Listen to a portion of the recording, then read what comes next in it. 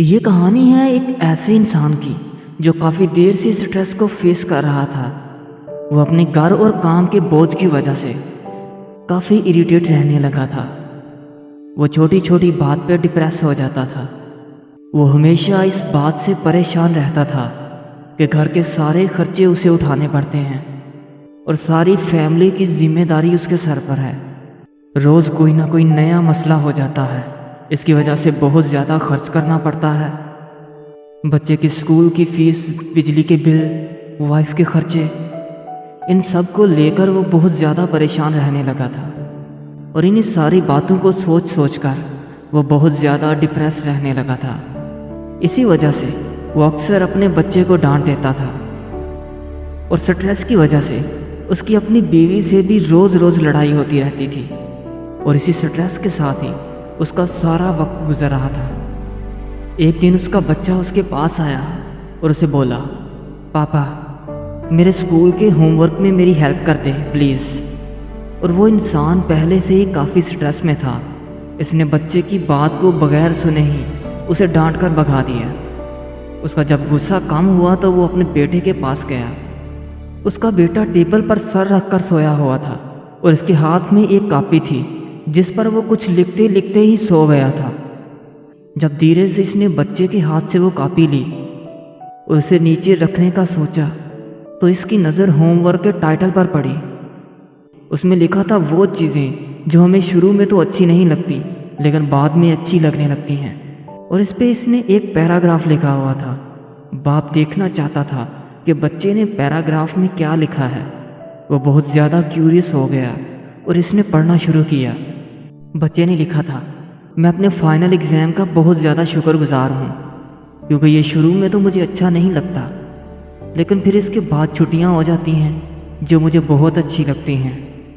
फिर इस बच्चे ने लिखा था कि मैं कड़वी दवाइयों का बहुत ज़्यादा शुक्रगुजार हूँ क्योंकि शुरू में तो ये मुझे कड़वी लगती हैं लेकिन ये मुझे बीमारी से ठीक कर देती हैं और मैं बिल्कुल पहले जैसा ठीक हो जाता हूँ। फिर इसने लिखा था, मैं सुबह सुबह चलने वाले अलार्म को बहुत बुरा समझता था लेकिन मैं इसका भी शुक्रगुजार हूँ। मैं इसे थैंक यू बोलता हूँ क्योंकि वो मुझे रोज़ याद दिलाता है कि आज फिर मेरे पास एक नया दिन है और आज मैं इस दिन में बहुत कुछ नया कर सकता हूँ।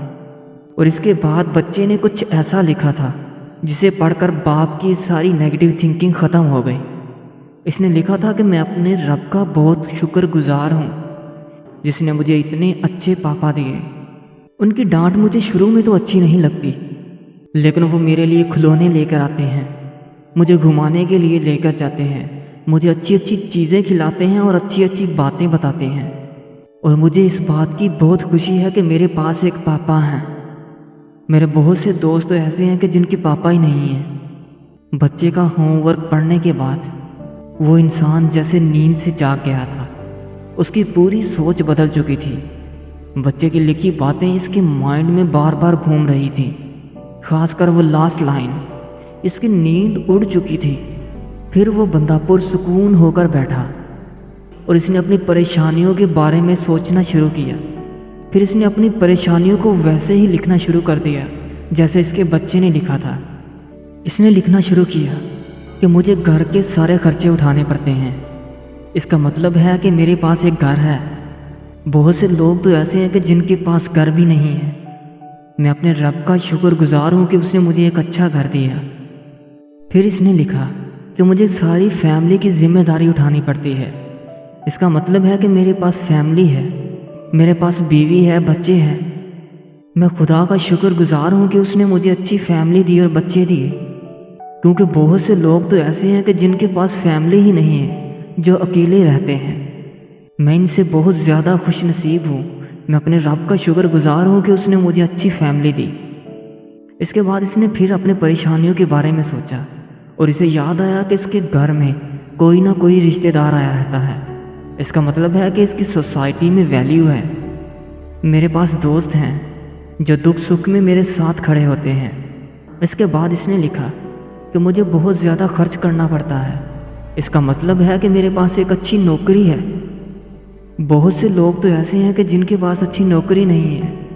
जिनके पास नौकरी नहीं है वो कहाँ से खर्च करेंगे। मेरे पास नौकरी है तो मैं खर्च कर रहा हूँ। یہ سب لکھنے کے بعد وہ بہت گریٹفل فیل کرنے لگا۔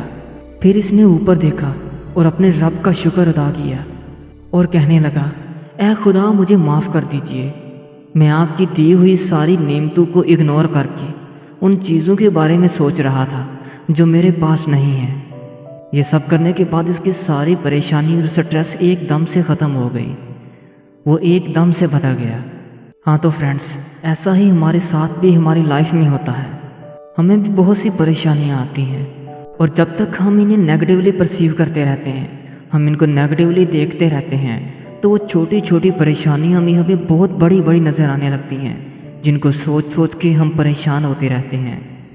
لیکن جیسے ہی ہم ان سچویشن کو، ان پرابلمز کو پوزیٹیولی دیکھتے ہیں، تو ہماری سوچ اس ٹائم بدل جاتی ہے، اور ہماری ساری پریشانیاں، ساری سٹریس ایک دم سے ختم ہونے لگتی ہے، اور ہمیں اس مشکل سے نکلنے کے کافی راستے نظر آنے لگتے ہیں۔